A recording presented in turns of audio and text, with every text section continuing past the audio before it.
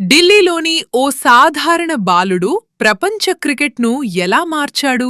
ఈరోజు ఆ ఆసక్తికరమైన ప్రయాణం మొదలుపెడదాం. 1988 నవంబర్ 5 భారత రాజధాని ఢిల్లీలోని ఒక సాధారణ పంజాబీ కుటుంబంలో ఓ అబ్బాయి జన్మించాడు. అతనికి విరాట్ కోహ్లీ అని పేరు పెట్టారు.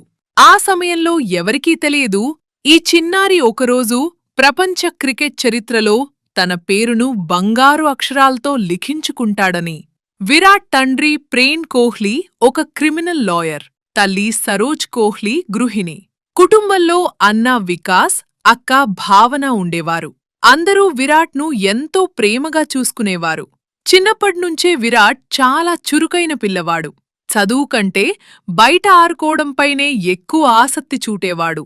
కాని ఒక ఆట మాత్రం అతని మనసును పూర్తిగా ఆకర్షించింది. అదే క్రికెట్. ఇంట్లో ఉన్న ప్లాస్టిక్ బ్యాట్తో గంటల తరబడి బ్యాటింగ్ ప్రాక్టీస్ చేసేవాడు.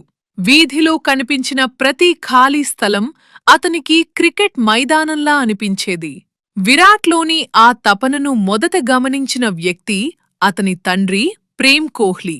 ఇలా వీధుల్లో మాత్రమే ఆడితే సరిపోదు, సరైన శిక్షణ తీసుకోవాలి అని భావించారు.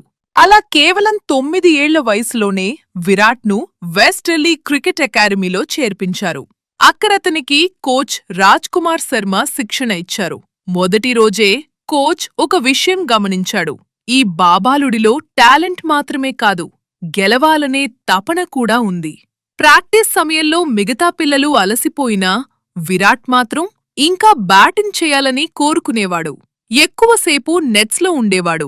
తప్పు చేస్తే వెంటనే దాన్ని సరిదిద్దుకునేవాడు.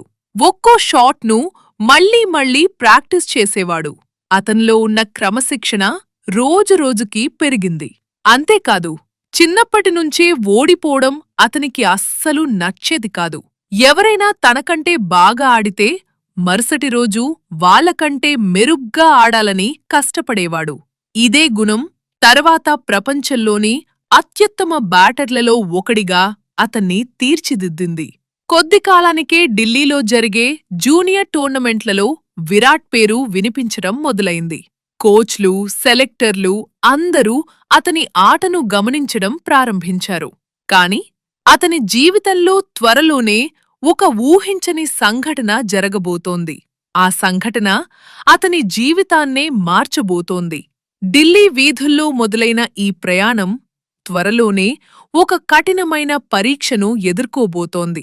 ఆ పరీక్షలో విరాట్ కోహ్లీ తీసుకున్న నిర్ణయం ప్రపంచాన్ని ఆశ్చర్యపరిచింది.